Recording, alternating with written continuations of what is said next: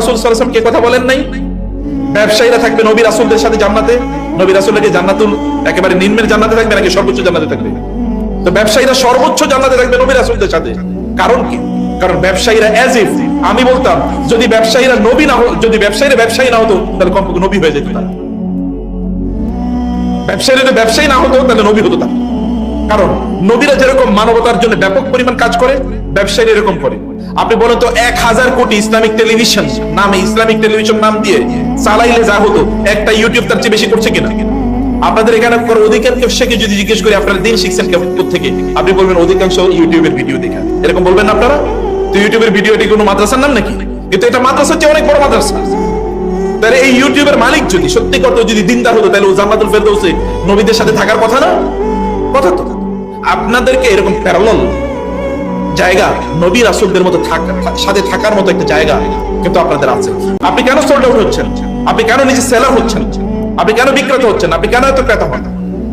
আপনি কেন এত কনজিউমার? Obsessive consumerism. কেবল আমি বাজারে যাই কেনার জন্য। কারণ আপনি বাজারে কিছু বিক্রি করার জন্য যেতে পারেন না? আপনি বাজারে পণ্য বিক্রি করতে পারেন না? আপনি এত বেশি ক্রেতা হলেন কেন? মুসলমানরা তো ক্রেতা জাতি না, মুসলমান তো বিক্রেতা জাতি। মুসলমান তো বিক্রেতা জাতি। অতএব আপনি আল্লাহ সুবহানাহু ওয়া তাআলা ইন্নাল্লাহা আশতারা মিনাল মুমিনিনা আনফুসাহুম ওয়া আমওয়ালাহুম বিআন্না লাহুমুল জান্নাহ, আল্লাহ তাআলা মুসলমানদের কাছ থেকে কিনে নিয়েছেন। মুসলমানরা বিক্রেতা, আল্লাহ তাআলা ক্রেতা। আপনারা বিক্রি করলেন, বিক্রির পণ্য আপনারা নির্মাণ করেন, তৈরি করেন। এরকম ব্র্যান্ড, হাজার ব্র্যান্ড আপনারা তৈরি করেন, হাজার ব্র্যান্ড তৈরি করে আপনারা প্রচুর পরিমাণ সম্পদের মালিক হন। কিন্তু আগেই বলছি মিনিং সম্পদের মানে কি? সম্পদ কেন ইনকাম করছেন? সিনেমা দেখার জন্য? বাসায় একটা বড় টেলিভিশন কিনে নেবেন এই জন্য? মালিক হন, এটা কার ব্যর্থতা? এটাকে আল্লাহর ব্যর্থতা। তারা বলছেন দেবেন আপনাকে, তাহলে আপনি উদ্যোগ দেন, আপনি সঠিক পথে চলেন নাই। আপনি এই জাতীয় নতুন যে স্টার্টআপের কথা বলছি, আপনি স্টার্টআপ নেন নাই, আপনি নতুন চিন্তা করেন নাই। নতুন সবকিছু করতে আমরা ভয় পাই। কেন আপনি ভয় পাবেন? আজকে গোটা পৃথিবী জুড়ে যদি অ্যামাজন যদি গোটা পৃথিবীকে নিয়ন্ত্রণ করে, আলিবাবা যদি গোটা পৃথিবীকে নিয়ন্ত্রণ করে, কে চিন্তা করেছে? অ্যাপল যদি গোটা পৃথিবীকে নিয়ন্ত্রণ করে, আইবিএম যদি গোটা পৃথিবীকে নিয়ন্ত্রণ করে, তাহলে কে এটা আগে চিন্তা করেছিল? ইন্টারনেট, এখন গুগল, এখন এআই, চ্যাট জিপিটি গোটা পৃথিবীকে নিয়ন্ত্রণ করে, কে আগে চিন্তা করেছে? ওরা আগে চিন্তা করছে, এই কারণে ওরা নিয়ন্ত্রণ করে। আপনি কেন আগে চিন্তা করলেন না? আপনার চিন্তাটা কোথায় গিয়ে ঠেকছে? আপনি কেবল ফেসবুক নিয়ে আসেন, ফেসবুক তো ওরাই বানাইছে, ওরাই তো বানিয়েছে। আপনি কেন এরকম প্ল্যাটফর্ম তৈরি করলেন না? তার মানে এটা নিয়ে চিন্তাই নেই, আমাদের মাথায় নেই যে আমি পৃথিবীকে নিয়ন্ত্রণ করতে চাই। এই মানসিকতা তৈরি করতে হবে। এই মানসিকতা তৈরি করলে আপনি এগিয়ে যাবেনই। কারণ আপনার রব বলেছেন ইন্নাল্লাহা লা ইউখলিফুল মিয়াদ। একজন মুসলমানের জন্য এর চেয়ে বড় আর কথা কি? আল্লাহ তাআলা তার ওয়াদা ভঙ্গ করেন না। মানে আল্লাহ আপনাকে ওয়াদা দিয়েছেন লাইসা লিল ইনসানি ইল্লা মা সাআ ওয়া আন্না সাইয়াহু সাউফা ইউরা, যে তুমি যদি চেষ্টা করো আমি তোমাকে সফলতা দেবই দেব। তা আপনাকে চেষ্টা করলে সফলতা আল্লাহ বলে দিয়েছেন, আপনি কেন চেষ্টা করবেন না? আপনি মনে করছেন যে আপনি যে সময়, আপনি যে ফেসবুকে সময় দিচ্ছেন, আপনি হয় you are either purchaser, you are consumer or you are product itself. আপনি হয় প্রোডাক্ট কিনতেছেন অথবা আপনি নিজেই প্রোডাক্ট হয়ে যাচ্ছেন। কিভাবে জানেন? আপনি যখন কারো ফেসবুকে যখন লাইক দিচ্ছেন, কমেন্ট করছেন, যখন আপনি কোনো রিলস দেখছেন, ইউটিউবে ভিডিও দেখছেন, তখন কি আপনি আপনার নিজের বিক্রি করে দেন নাই? দিচ্ছেন কিনা? আপনি বুঝেন নাই বিক্রি করছেন কিনা? কেউ না কেউ আপনাকে কিনছে, মানে আপনাকে কেউ না কেউ বিক্রি করে দিচ্ছে। কারণ আপনি যখন দেখছেন তখন এটা দিয়ে কেউ টাকা ইনকাম করছে। এটা আপনি যার ভিডিও দেখছেন সে টাকা ইনকাম না করলে ইউটিউব নিজে টাকা ইনকাম করছে। কারণ ইউটিউব এটা দেখায়, দেখো আমার এখানে সকল মানুষ এখন ইউটিউবে চলে এসে এখন টেলিভিশন দেখান। অতএব তোমরা আমার এখানে বিজ্ঞাপন দেয়। এখন মানুষ টেলিভিশনে বিজ্ঞাপন দেন, ইউটিউবে বিজ্ঞাপন দেয়। এখন এখানে ইউটিউব আপনাদেরকে পেও করে। আপনি যখন ইউটিউবের চ্যানেল থাকে আপনার পে করে, ও টাকা ইনকাম করে কত? ও তো কোম্পানির কাছ থেকে টাকা। তার মানে you are already sold out. একটা মোবাইল মানে আইফোন 17 এবার বাজারে এসে না কিনলে আপনার আত্মহত্যা করা উচিত। কারণ একটা আইফোন 17 নাই, আমার জীবন দিয়ে লাভ, এই জীবন দিয়ে করবো কি? এরকম একটা ভাব তৈরি হয়েছে। আপনি আইফোন 17 কিনে টাকা ওর পকেটে কেন দেন? আপনি নিজে এরকম একটা ব্র্যান্ড 2 লাখ টাকা দিয়ে কিনা করা যায়। 2 লাখ টাকা আপনি দেখেন জুসের কমপক্ষে 10টা দোকান দেওয়া যায়। এখন 10-15-20 হাজার টাকা দিয়ে একটা জুসের দোকান দেয়। আপনি জুসের দোকান দিয়ে দেখেন না, একটা ভালো জায়গায় দিয়ে দেখেন আপনার ডেইলি কত ইনকাম হয়। ডেইলি কমপক্ষে 2000 টাকা ইনকাম হবে। মাসে আপনার 60,000 টাকা ইনকাম হবে। আপনার মাসে 60,000 টাকা ইনকাম হবে। তাহলে আপনি সেটা কেন করবেন? আপনি এরকম ছোট করেন, আপনি কোন একটা টং দোকান বানিয়ে দেন একজনে। মানে আপনি ফেরি করে বিক্রি করার জন্য 5টা এলাকা থেকে 5টা ছেলেকে নিয়ে আসেন, যে আমি তোমাকে ভ্যান কিনে দিলাম, তুমি ফেরি করে বিক্রি করো, প্রতিদিন যা লাভ হবে আমি তোমাকে ইনভেস্টমেন্ট দেবো, যা লাভ হবে তুমি আমাকে 50 দেবা, তুমি 50% দেবে। করতে পারেন।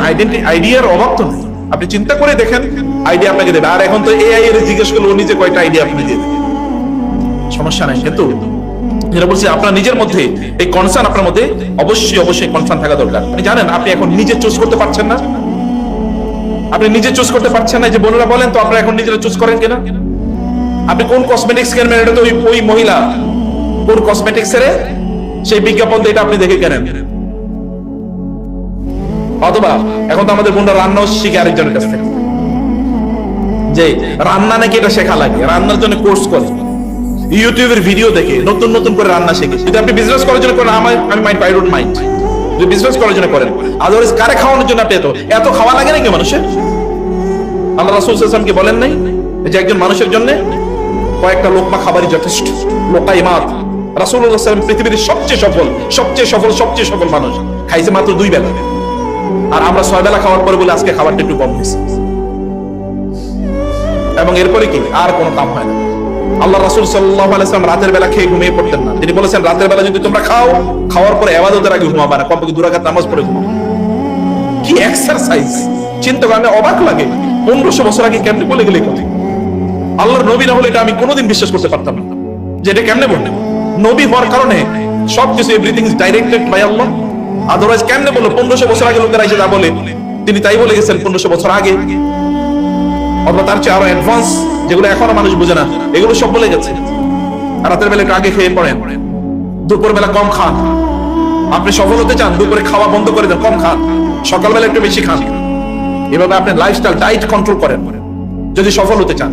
পেটের ভারে আপনি নড়তে পারেন না, কেমনে আপনি কাম করবেন? পেটের ভারী নড়তে পারে না, পেটের চাহিদা পূরণ করতে করতে তার দিন শেষ। এ লোক কাজ করবে কিভাবে? দুনিয়া কন্ট্রোল করবে কিভাবে? আপনার নিচের অংশ যদি পুরা থাকে তাহলে উপর অংশ ফাঁকা, নিচের অংশ যদি পুরা থাকে তাহলে উপর অংশ ফাঁকা, নিচের অংশ পেট আর উপর অংশ হলো মাথা। এটা যত ফুল থাকবে ওটা খালি থাকবে, এটা যত খালি থাকবে ওটা যত ফুল থাকবে। এটা খালি রাখেন একটু। এই কারণে ইসলাম 1 মাস রোজা রাখা ফরজ করে দিয়েছে। You have to understand the psychology and the secret wisdom by fasting in the month of Ramadan. সম্মানিত ভাইরা বোনেরা, রোল মডেল আপনার নবী কেনেন, আল্লাহ সুবহানাহু ওয়া তাআলা কোরআন কেনেন, আপনার ড্রেস, আপনার ভাষা, এগুলো সবকিছু কিন্তু অ্যালগরিদমে ছাড়িয়ে দেবেন না। এটা অ্যালগরিদমে ছেড়ে দেবেন না। আপনি কিন্তু অ্যালগরিদমের দাস না, আপনি দাসকার, রব্বুল আলামিনের দাস। আপনি ট্রেন্ডের দাস না, আপনি দাস হচ্ছেন মহান আল্লাহ সুবহানাহু ওয়া তাআলা। ট্রেন্ডের পেছনে ঘুরেন না, ট্র্যাডিশনের পেছনে ঘুরেন। ট্র্যাডিশন হচ্ছে given by Allah and the messenger of আল্লাহ।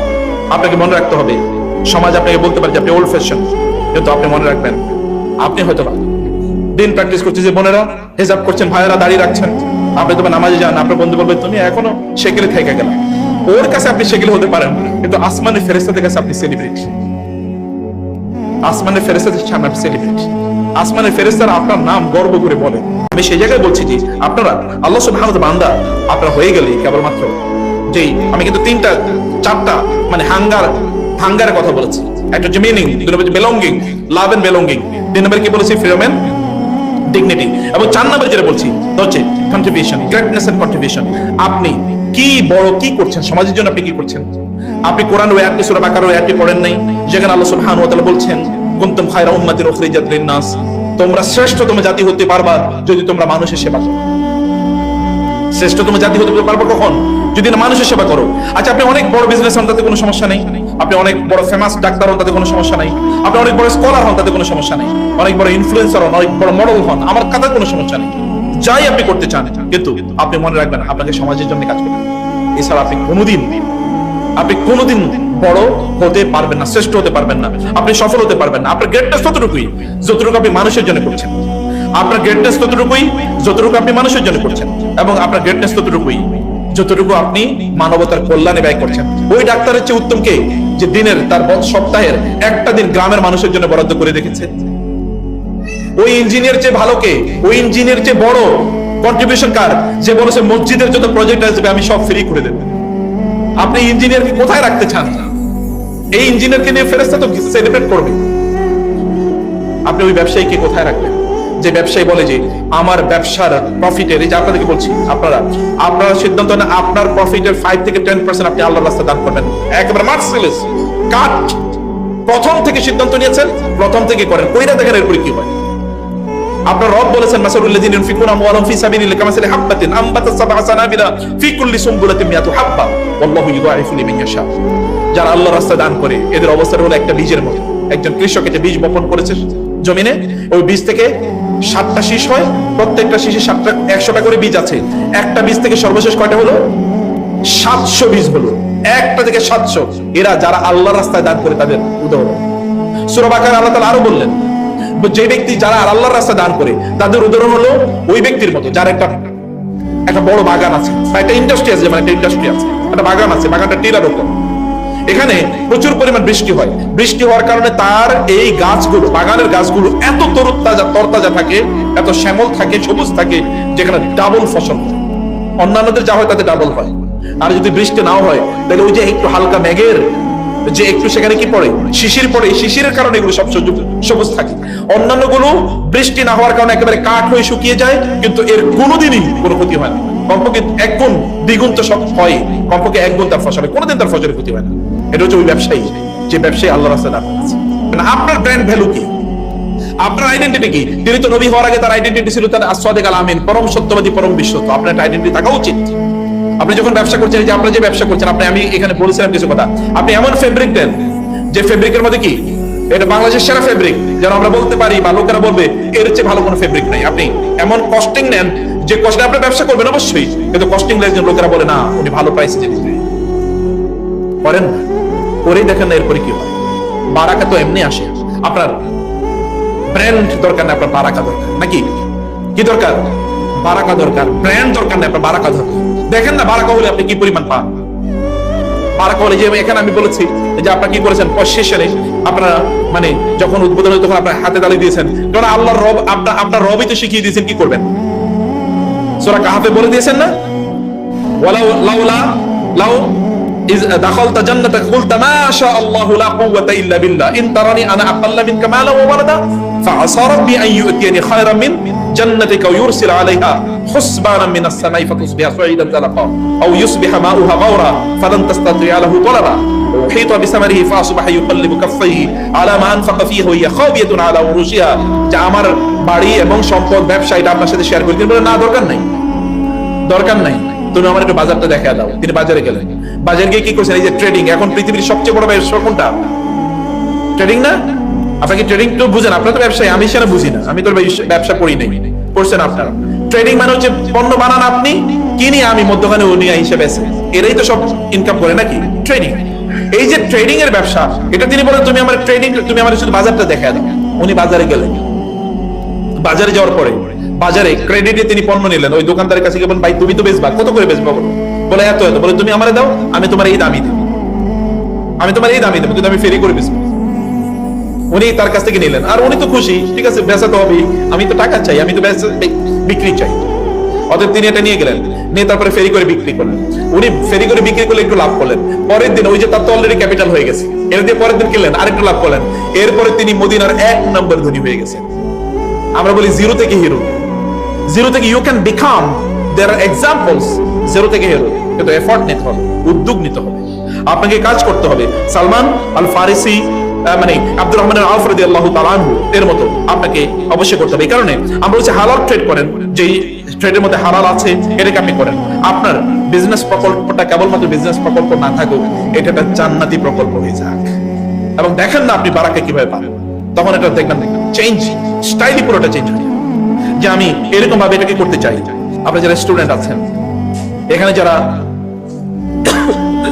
পড়াশোনা করছেন, ব্যবসার বাইরেও যারা পড়াশোনা করছেন, জীবনটাকে কেবলমাত্র ক্লাস, অ্যাসাইনমেন্ট এবং সিজিপিএ, জিপিএ এবং আড্ডা, ফ্রেমিক্সিং, ক্লাব অ্যাক্টিভিটি, ওটিটি, গেম অথবা পাবজি, এগুলোর মধ্যে একেবারে সীমাবদ্ধ করে রাখবেন না প্লিজ। আপনার জীবনের এর চেয়ে আর অনেক বড় লক্ষ্য আছে। আপনি কি আল বিরুনির দিকে তাকান না?